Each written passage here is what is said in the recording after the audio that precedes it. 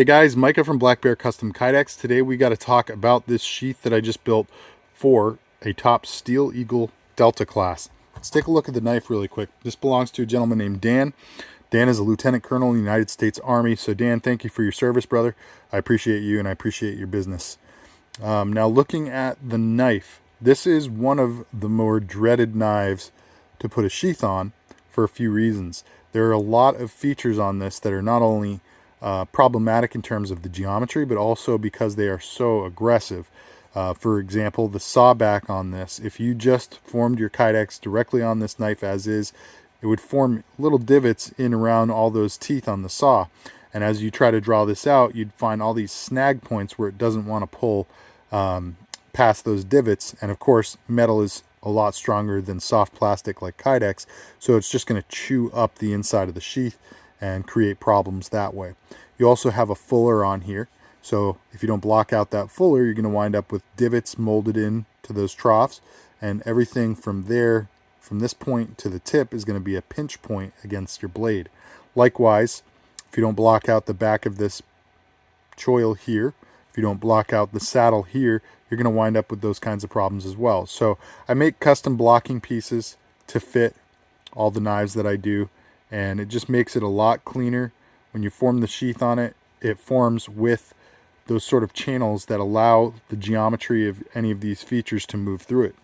Now, as far as how I get the blocking for the fullers and for the sawback, I actually use clay.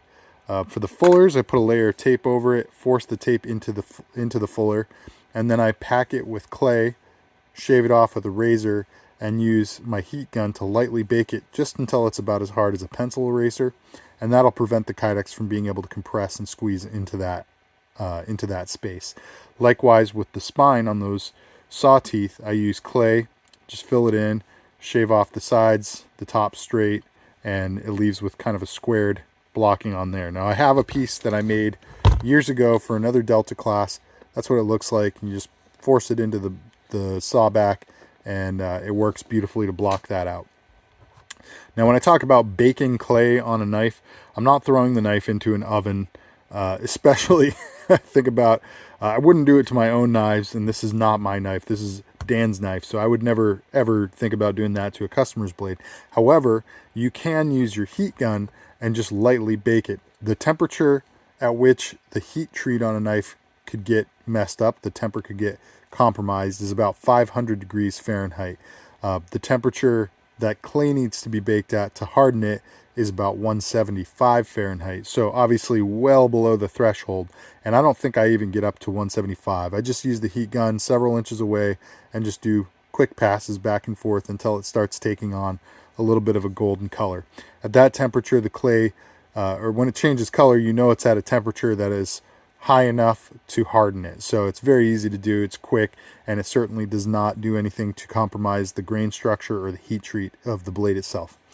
Now once you have the knife prepped, you can form your sheath on it, and we've got a really interesting sheath to show you today. So Dan asked me to build him a full double layered sheath. We've got Coyote Tan for the base layer.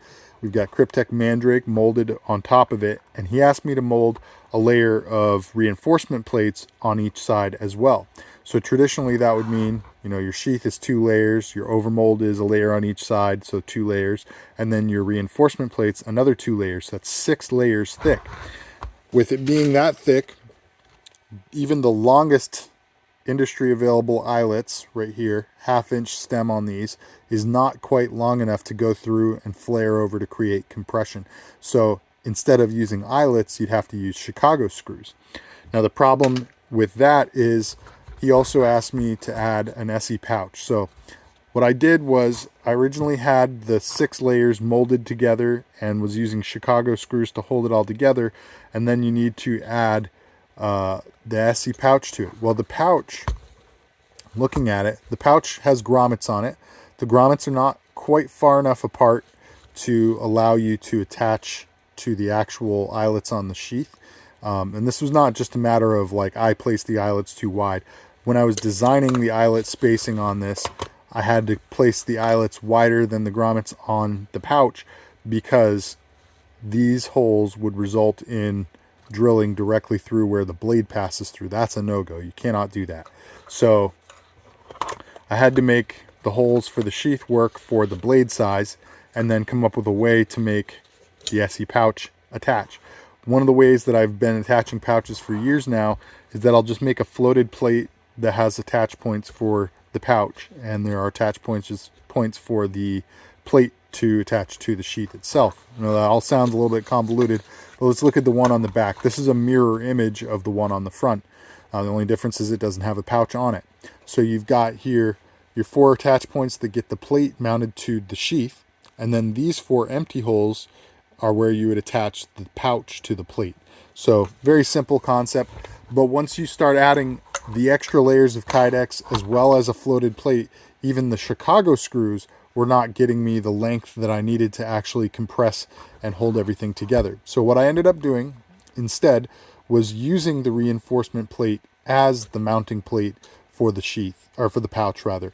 And instead of just having a single layer of Kydex on each side to get that reinforcement plate layer, what I did was I essentially fused 2 pieces of Kydex together. So you get a bonus couple of layers. So this is actually 8 layers thick, if you know, not counting the airspace in between, but there are 2, 4, 6, and 8 layers of Kydex on this. Now it does still reinforce the sheath when you mount the plate to the sheath with those 4 attach points. It actually imparts all the rigidity that it would have if it were directly up against the body. So now usually you can kind of, with Kydex, you can grab each end of the sheath and you can kind of try to twist and rotate. I cannot rotate. I can't get any kind of twist on this thing. It is super, super rigid. And Dan was very adamant about using thick Kydex, so we're using all 093, which is really robust. He wanted this thing to just be as strong as possible. So it is quite strong. This is one of the stronger sheaths I've built because of the nature of how it's built. And you even have reinforcement up at the mouth end by having a floated plate here. I'll explain this plate in a moment. So yeah, that was essentially how it went. I had to compromise a little bit because originally we wanted the reinforcement plates to be molded rather than just flat plates that are floated over the surface. But once I discovered the issue with the length of the hardware, this is what I had to go with. Now I made another executive decision on here to do cutouts on the overlayer of Kryptek so that it would be easier to add or remove the leg strap as needed. So the milled slot for the leg strap on each side is only through the Coyote. I think it looks really cool having that cutout on there, and it actually functions really nicely. I forgot to add the leg strap until after I added the plates, but I was able to fit that through there and then just use a little hook to pull the webbing out. I would not have been able to do that with the extra layer on there, so it worked out really nicely. Now we have some accessories on here other than the SE pouch. We're dealing with a Lansky LCD02 tactical sharpening rod up top and a 1/2 inch ferro rod down bottom. My Lansky is broken. It's supposed to have a wider head on this side with crossed blades, ceramic blades for pull-push sharpener, and that's okay. I still am able to use mine to form holders for the Lansky and to test fit it, make sure that it's all good. So this is a bi-directional draw. You can put this in either end, it doesn't matter, and it'll stay just as snug no matter what. Personally, I like it with the the ceramic end near the mouth of the sheath because it tends to be what you'd be able to grab onto easier to draw that out of there. It is quite snug, but it needs to be because you're not whittling this down, nor is there any kind of hole where you could mount some shock cord to the Lansky to manually retain it on the holder. Now he's got a Fire Rod XL, not this generic 1/2 inch rod. Fire Rod XL is my all-time favorite ferro rod, guys. It's a beast from a company called Exotac, and it's got an aluminum handle on it with a watertight compartment inside it for tinder storage and things like that.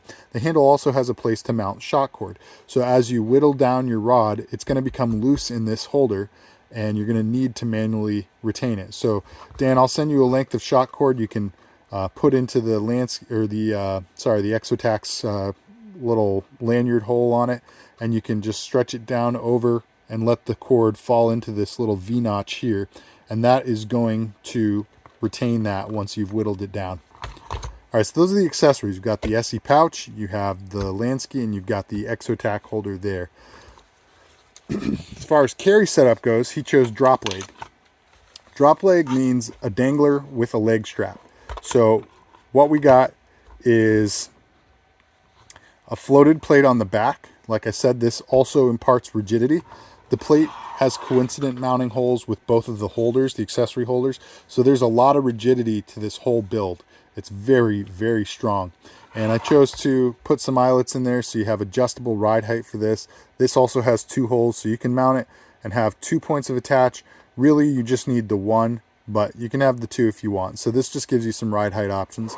Up here on the dangler, we have pull the dot snaps. It means you can take this on and off your belt without having to thread your belt through the belt loop of the dangler. And we also have logo plates on the dangler itself. Now the logo plates, what are they for other than branding the sheath? They do 3 things. 1 is brand. Number 2, they actually impart rigidity onto the nylon, so it keeps compression inward, which means it's less likely to travel around your belt, slide on your belt. And number 3, if you ever decided that you wanted to, mount a tech lock on this or something like that, you can use the mounting holes, go through, put a tech lock on it, and then you've got just another way to carry your gear. So it is helpful to have stuff like that built into a sheath. I really like doing stuff like that. So that's why that's there. We also have a leg strap down here. This is from Beach and Tactical, and I just buy these in bulk from him. They are originally harness arms. We designed a chest harness, back harness system, and these are the arms that come with that. But I found that they work beautifully as leg straps. So shout out to Jacob. He does fantastic work, guys. If you're not already familiar with Beach and Tactical, please go get familiar. Jacob Peterson, he does some cool stuff. All right, so that is pretty much everything on the sheath. There's only one other feature, and that is the slide lock. So I'm going to talk really briefly about that, and then I'll show you how this all fits together. So, slide lock. Now, originally, I was going to put the slide lock on the bottom, but with how far up the sheath has to mold on the handle, having that on the bottom means I'd have to have even more sheath down here. That would just kind of get in the way of your grip on the handle before drawing, and I don't like to do that. So I put the lock up here. Now the problem with having it up on top is it puts it even farther from the retention point, which is all right about here on the sheath. So originally, when I formed this, the layers of Kydex were in a straight line. They were in a seam right up the middle and centered on the tang of the blade. You can see it's obviously quite a bit spread apart now. It's about a 1/4 inch gap there. The reason there's a gap there is because even when I had the lock fully engaged, I was still able to just draw the knife out like so. It wasn't doing its job. So what I did was I unlocked it as far as I could. I kept pressure inward on the handle here, and I reheated this section of the sheath up, those 4 pieces of Kydex that you're looking at, then put a wedge in between while it was malleable and spread open a little gap there. So now, as you engage your lock, it causes major inward compression of the Kydex onto the handle. So you do have a little bit of contour. You can't really see it too well on camera, but you do have a little bit of contour here where the hardware is up front. But mostly you have this gripping the rear choil of the knife.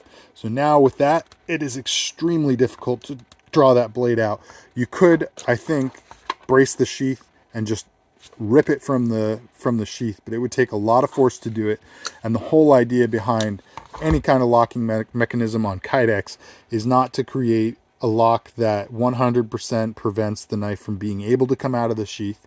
That is, in my opinion, not really possible because enough force is going to mess with it. Kydex is a soft plastic, it's flexible, and enough force is going to cause a harder material to bypass the Kydex. What it's really there for is to mitigate the risk greatly by creating extra retention so that the knife doesn't fall out if you bump into something, and it can't just be grabbed out by somebody thinking that they're going to pull your gear out on you. So now another thing I like to do is I like to try to create everything with the idea of one-handed operation.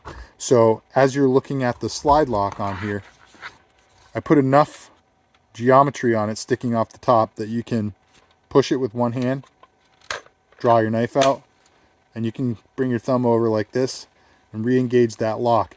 So you can do everything one-handed on this sheath, which is really, really important in my opinion. Another thing that's really important is ambidexterity. Why is that important? Well, Dan is a right-handed user. However, if he ever decided that he wanted to sell this to a left-handed user, or if he wanted to switch sides and use it left-handed because of whatever his loadout is for the day, maybe he has a drop leg rig for a sidearm or something like that, he'd need to move this over if he wants to carry it. So everything on this is actually completely ambidextrous. How you'd want to switch it over with the Lansky and the ferro rod holder, you can literally just pick them up, spin them 180, mount them back down. With this plate, you can either shuffle it over like that, or you can just take it, keep it facing the same direction and move it to the opposite side. It'll mount up either way. With the SE pouch plates, or the reinforcement plates, you can actually leave them on their respective sides. The only thing you'd need to do different is you need to take these the hardware out and move the plate to the opposite side. So it's really easy to switch all of this gear over and convert it to left-handed carry, but it does take a few minutes to do that. So there you go. One other detail I want to throw on there is that the eyelets, or the finish washers, these guys, these OD green, they are metal finish washers. These are not the plastic ones that you can buy. These I sent them away and had them Cerakoted by a gentleman named Sean over at Rinna Knives, or Rinco Knives, I believe. So big shout out to Sean. I appreciate you, brother. He did a fantastic job on these and just beautiful. They had a lot of nice extra pop. So, all right, guys. Well, that's all I've got for you. Let me know what you think of the Steel Eagle Delta class. Let me know what you think about my build here. Did I do a good job? Did I not? Why? Let me know what you think of the SE pouch, the Lansky. Let me know what you think of Exotax Fire Rod XL. This is not a Fire Rod XL. This is just a generic 1/2 inch rod that I used to form the holder for it. And let me know what you guys think of drop leg carry, all this stuff. Just comments down below. Like, share, comment, subscribe. Oh, hold on. One other detail. He did ask for a drain hole. And what I did was I put a weep hole instead. The reason I did that is because I didn't want anything to interfere with the eyelets that I felt were necessary for keeping the sheath together along the edges. I didn't want to compromise that. So what I did was I formed the sheath, and then I locate the tip of the knife. Obviously take the knife out before you drill anything, but I drilled a hole in to where the tip of the knife meets the closed Kydex beyond the tip. And what that does is it just creates a hole that is at its lowest point, so that if any water builds up inside the sheath, it'll leak right out that hole. So there is a drain hole, you just can't see it because this plate is in the way. But all right, guys, that's all I've got for you. Like, share, comment, subscribe. Stick around for the next one. God bless.